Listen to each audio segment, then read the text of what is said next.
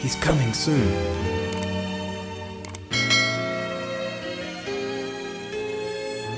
Shalom Alaikum. Apa kabarnya? Luar biasa. Yes. Wow. Anak Nuha, Baik, Fadi. kita itu Sangat istimewa. ya, Bapak Ibu Saudara yang dikasih oleh Tuhan, hari ini kita mendengarkan Dafar Elohim yang saya beri judul Merantau. Nah, merantau itu artinya kita mengadu nasib ke tempat lain, ke daerah lain yang bukan kampung halaman sendiri, daerah tempat orang lain yang bukan daerah kita sendiri, saudara. Ini namanya merantau. Artinya kita keluar dari daerah kita dan kita akan berusaha di tempat yang lain. Ada sebuah tokoh di Indonesia ini yang waktu itu berhasil di perantauan, namun akhirnya toh kembali ke tempatnya mereka sendiri atau kembali ke tempat asalnya dia. Saya akan memberikan satu contoh orang yang berhasil di perantauan. Ini sangat terkenal bagi orang-orang di Indonesia. Saya mengambil satu kisah contoh orang yang berhasil di perantauan, yaitu Didi Kempot, saudara. Mungkin orang akan kenal siapa Didi Kempot karena dia legenda campur sari Indonesia. Nah, Didi Kempot ini meninggal dunia, tapi profilnya kita ngelihat ya 1 tahun yang lalu lah hampirnya almarhum Didi Kempot sudah meninggal. Nah, awal karirnya, saudara, penyanyi ini, saudara yang dikasih oleh Tuhan, yang legendaris ini sudah berkarya cukup lama. Jejak karirnya ini dimulai dari dunia hiburan. Karir Didi Kempot itu dimulai dari bawah, artinya memang merintis dari bawah. Didi Kempot mengawali musisi karirnya melalui musisi jalanan, artinya mulai dari musisi jalanan di tahun 1984. Bayangkan kalau meninggalnya kemarin berarti sudah puluhan tahun, saudara. Pelantun lagu Pamer Bojo ini memulai karir sebagai musisi jalanan alias pengamen di Surakarta. Ia bermain musik dengan bermodalkan kendang dan ukulele. Ini awalnya dia ngamen. Kemudian, saudara, setelah sekian lama dia merantau ke Jakarta, mengadu nasib, ya saudara, mulai dari Yogyakarta di Malioboro menjadi seniman jalanan. Ia kemudian menyanyikan lagu yang disebut congdut atau keroncong dangdut, yang kini lebih dikenal dengan genre campur sari, saudara. Nah, tahun 1988 Didi Kempot mulai mengadu nasib ke Jakarta. Ia pun mencoba rekaman di beberapa studio musik di Jakarta. Tahun 89 Didi Kempot mulai meluncurkan album pertamanya yang lagunya yang populer berjudul Cidro. Ini saya ambil sebuah kisahnya, saudara. Lagu Cidro bercerita tentang asmara Didi Kempot yang gagal karena tidak direstui orang tua wanita. Ini kisahnya. Nah, waktu merantau di Jakarta, saudara, kemudian dia naik lagi. Didi Kempot juga mulai tampil di luar negeri, khususnya di Suriname. Kenapa kok di Suriname? Karena di Suriname banyak orang Jawa. Zaman penjajahan banyak orang-orang yang dikirim ke Suriname. Dia dipekerjakan sebagai pekerja rodi waktu itu, saudara. Sehingga kalau orang Suriname banyak yang pinter bahasa Jawa. Saya sering lihat di YouTube, saudara, banyak orang-orang di Suriname namanya juga nama Jawa. Ada yang namanya Karto, ada Soekarto, ada yang namanya Margono, macam-macam, saudara. Bahkan ada yang sudah kembali ke Indonesia, dia tilik, ada yang ke Purworejo, ada yang kemana, daerah Kebumen dan sebagainya. Dia lihat tanah leluhurnya dulu. Mungkin yang sekarang ada ini sudah generasi keberapa gitu, saudara. Nah, lagu itu pun terkenal di Suriname. Jadi kalau ke Suriname banyak lagu campur sari diputar di sana. Bahkan di Suriname itu saya pernah lihat ada pasar Jawa namanya. Pasar Jawa itu kenapa? Karena yang jualan hampir semuanya bisa bahasa Jawa. Jadi ngomongnya, jualannya ya bahasa Jawa, saudara. Itu yang terjadi. Nah, kemudian sukses kembali, dia membuat lagu judulnya Stasiun Balapan tahun 99.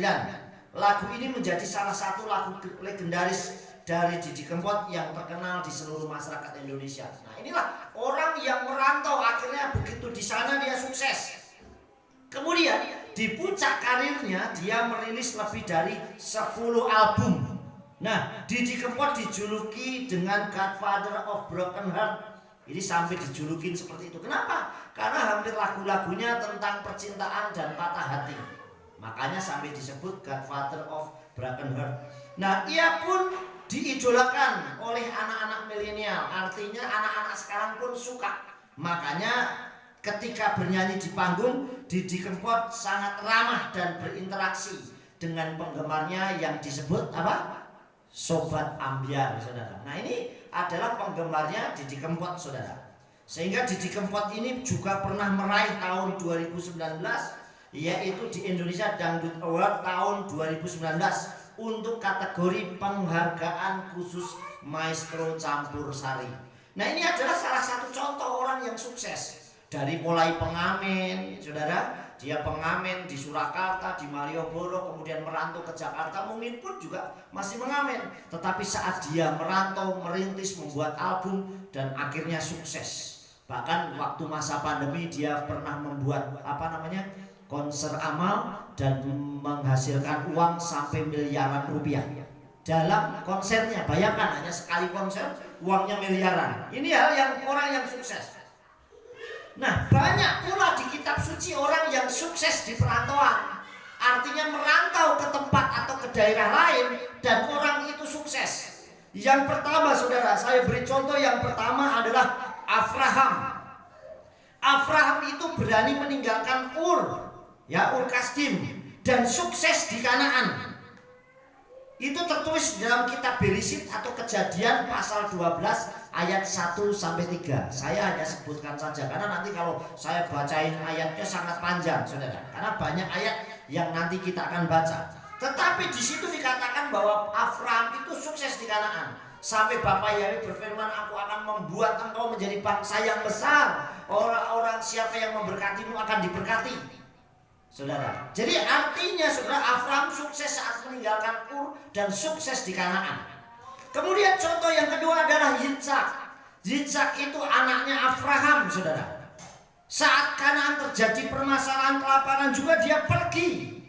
Dan dia mengungsi atau pergi ke daerah Gerar, di negeri Gerar. Di dalam kitab Bereshit atau Kejadian 26 ayat 1 sampai 6, Yitzhak juga sukses di Gerar. Bahkan dikatakan dengan dia menabur di masa kekeringan, dia menuai 100 kali lipat. Bayangkan, di perantauan di negerinya orang lain kekeringan, tapi saat dia menabur bisa menuai 100 kali lipat. Sehingga dia menjadi semakin kaya. Inilah yang dilakukan Yitzhak. Kemudian contoh yang ketiga yang sukses di perantauan adalah Yosef. Yosef ini adalah anaknya Yakub. Berarti cucunya Yitzhak, cicitnya Abraham, saudara. Yosef juga sukses di Mitsraim. Dalam kitab Bereshit atau Kejadian 39 ayat 1 sampai 3. Di situ dia menjadi penguasa juga di Mitsraim. Dia merantau tetapi dia juga menjadi orang yang sukses. Sekalipun perantauannya yang dilakukan Yosef karena penganiayaan, tapi itulah rencana Elohim buat dirinya untuk menyelamatkan Israel. Namun saudara yang dikasih oleh Tuhan, ada juga tokoh kitab suci yang merantau tapi justru gagal. Ada tokoh kitab suci yang merantau tetapi gagal, saudara. Ada nggak, saudara? Ada. Saya memberikan contoh orang yang gagal di perantauan, yaitu Naomi dan Elimelek. Naomi itu berasal dari Bethlehem, di mana Bethlehem sendiri mengandung arti Bet itu rumah, Lehem itu roti. Artinya kampungnya saja itu pasti penuh roti, penuh makanan. Tetapi sekali waktu Bethlehem itu kelaparan, saudara, terjadi kekeringan. Maka yang Naomi dan Elimelek itu pergi, saudara. Merantaulah dia di Moab. Tapi apakah dia merantau di Moab itu berhasil? Tidak, saudara. Di dalam kitab Rut pasal 1 ayat 1 sampai 5, saat Naomi dan Elimelek itu merantau, saudara. Padahal kalau saudara tahu nama Elimelek saja dari kata Eli, Elohimku, Melek itu raja. Elohimnya itu raja. Kalau Elohimnya saja raja, nggak mungkin anaknya itu kelaparan, betul nggak? Tapi karena dia meninggalkan Bethlehem Bethlehem dan pergi ke Moab justru bukan semakin baik. Dia merantau ke Moab bukan semakin baik. Memang waktu itu anaknya Kilion dan Mahlon punya istri. Wah, sukses aku merantau dapat istri, yaitu Rut dan Orpa, saudara. Tetapi apa yang terjadi? Justru tiga-tiganya keluarganya Naomi meninggal. Baik Elimelek, Kilion dan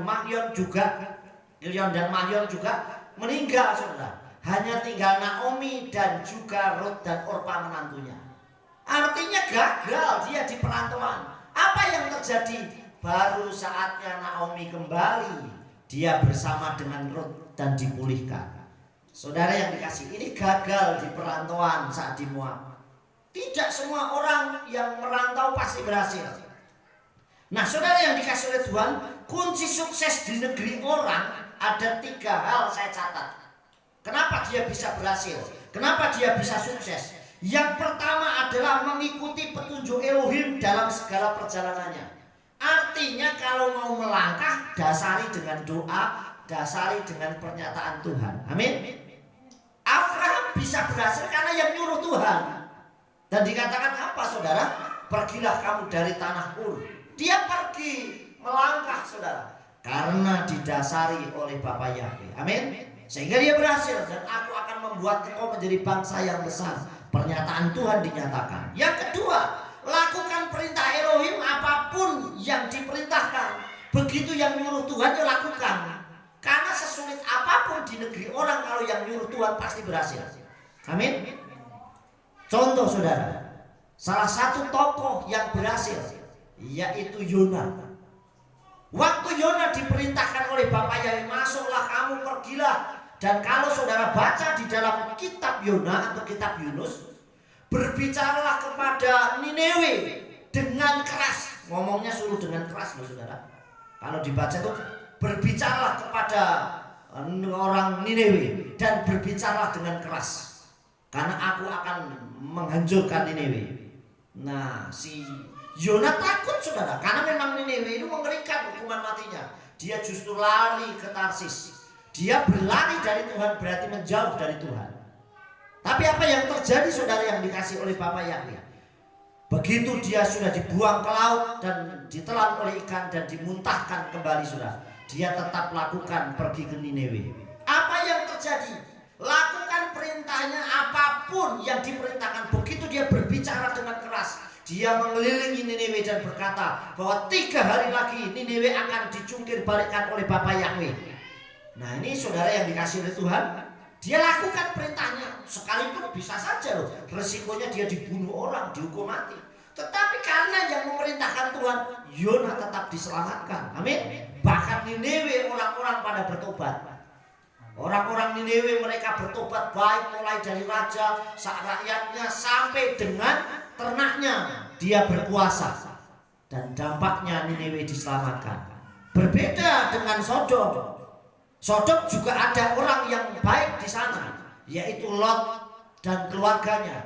Tetapi karena tidak ada pertobatan, saudara, makanya Sodom ditunggang balikan. Berbeda dengan Niniwe. Dan itu pun saat keluarga Lot sudah diselamatkan, istrinya masih condong kepada manusia lamanya. Dia menoleh kepada kehidupannya di Sodom. Istrinya pun tidak terselamatkan. Nah, perbedaan sama-sama mau dihancurkan antara Sodom dan Niniwe. Niniwe diselamatkan, Sodom tidak. Yang ketiga, saudara, bersabar, tabah, kuat, dan tetap berserah dengan takut akan Elohim. Ini untuk sukses di perantauan, saudara. Bersabar, tabah, kuat, dan tetap berserah dan takut akan Elohim pasti bisa berhasil. Contohnya siapa? Yosef. Yosef sabar mengalami waktu yang dia harus terima untuk menjadi seorang yang sukses. Gak ada orang sukses itu instan langsung, wis, kecuali dapat warisan. Dapat warisan pun kalau gak dapat mengelola ya gak bisa. Lah apalagi di perantauan, dia harus merintis dari nol. Banyak tokoh-tokoh di Indonesia bahkan dunia sukses di perantauan. Nah, saudara, Yosef bersabar, dia sabar menunggu waktunya. Di penjara pun sampai 12 tahun dia tetap setia menanti waktunya Tuhan. Dia tabah, Banyak hal yang dihadapi, difitnah lah, dianiaya lah, dimasukkan, dia tetap tabah. Terus kemudian dia kuat, artinya tegar menghadapi masalah itu. Banyak orang begitu menghadapi masalah kecil putus asa, bahkan depresi, bahkan bisa stres, saudara.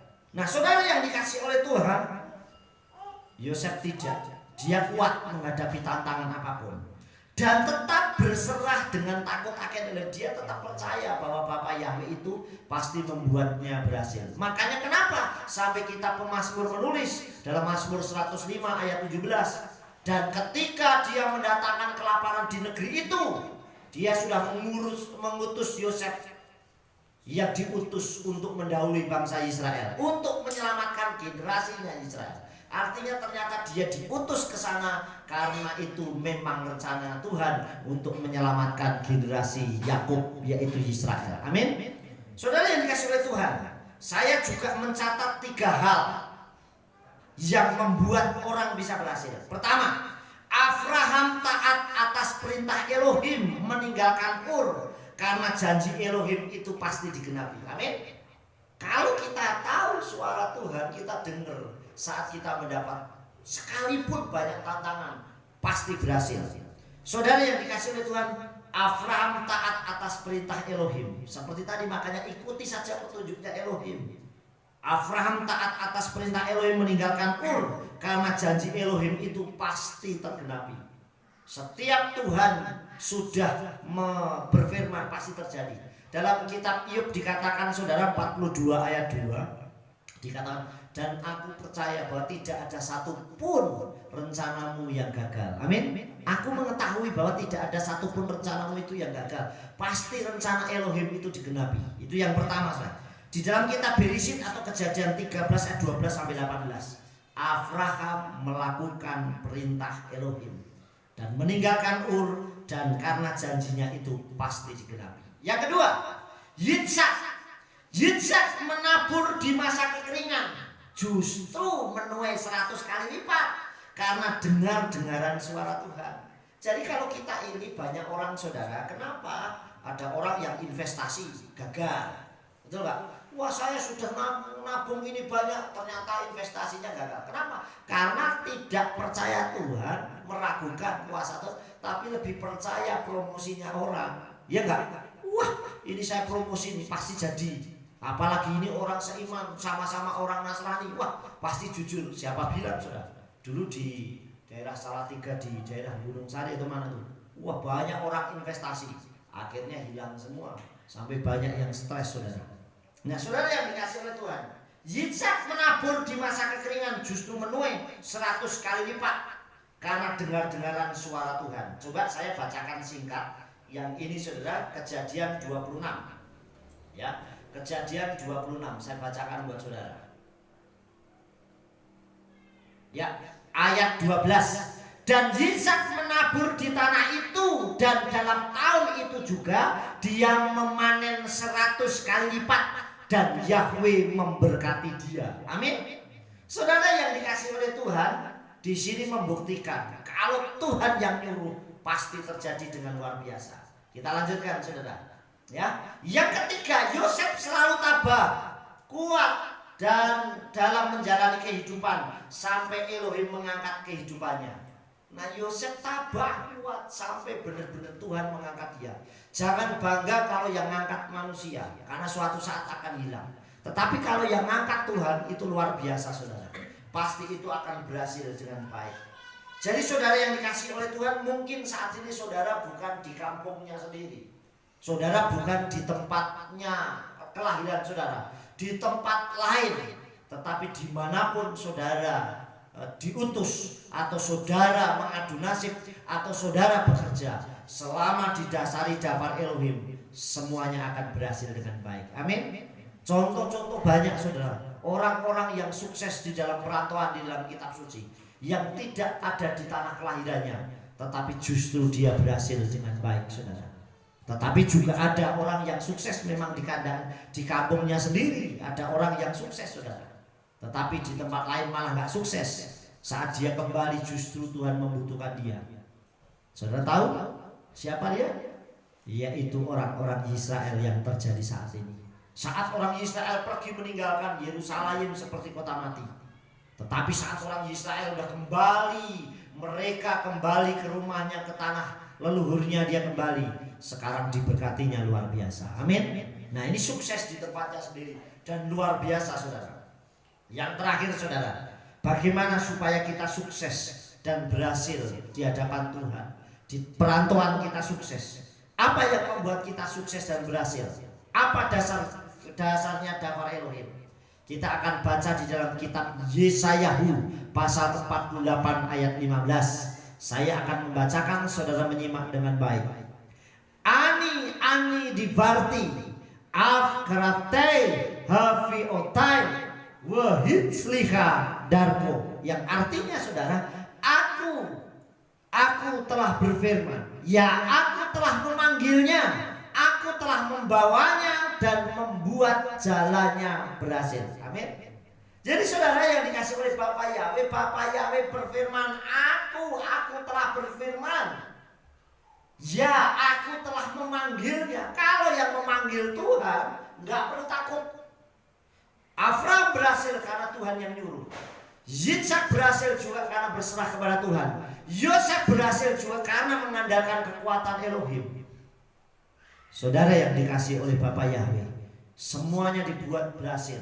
Dan dikatakan, aku telah membawanya dan aku membuat jalannya berhasil.